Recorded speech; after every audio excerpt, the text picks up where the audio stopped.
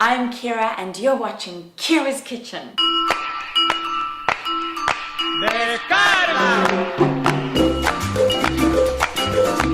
I've got some friends coming around and I'm cooking us an old school Sunday roast. We've got our roast potato and butternut with rosemary, our grilled aubergine, red pepper and tomatoes with crumbed feta and roast pepitas, and then a lovely rocket salad with olive oil lemon zest. And lastly, our roast chicken. To get us going with these Fab 4 dishes, we're going to need some help from the other Fab 4. The Beatles! Let's go! So to begin with, we're going to do the potatoes and the butternut because that takes a lot longer. We're going to start chopping this, and I like leaving the skin on because it gives a bit of a rustic look.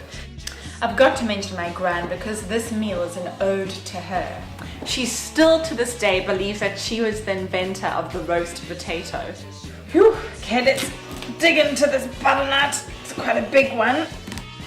Now I've got to warn you, this meal involves lots of chopping, so make sure you have a sharp knife. But when it starts to get blunt, grab your tea mug, flip it over, and at the bottom where the porcelain's a bit rougher, it's a perfect place for sharpening your knife.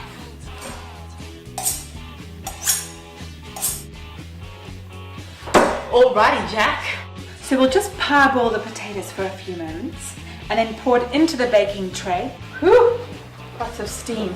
Nice steaming for the face going on. And lather it with some olive oil and balsamic vinegar.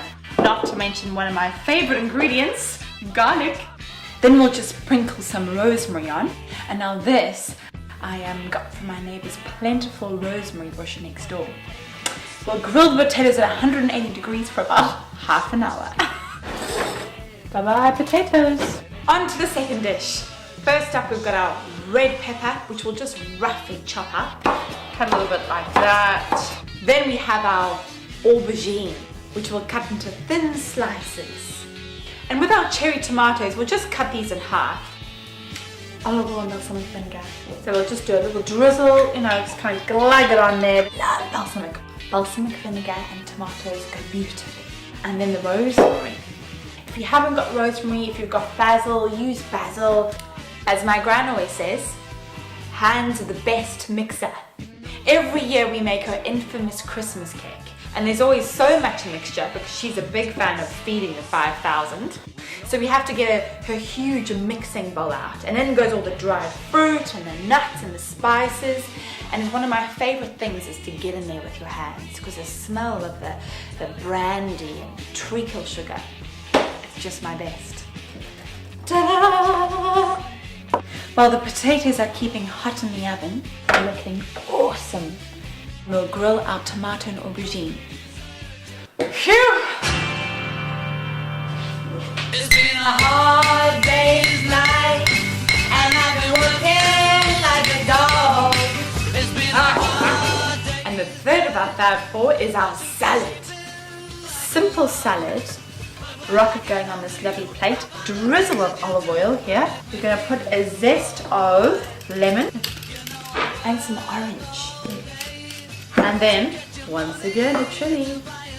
Now my family are a family of salad eaters.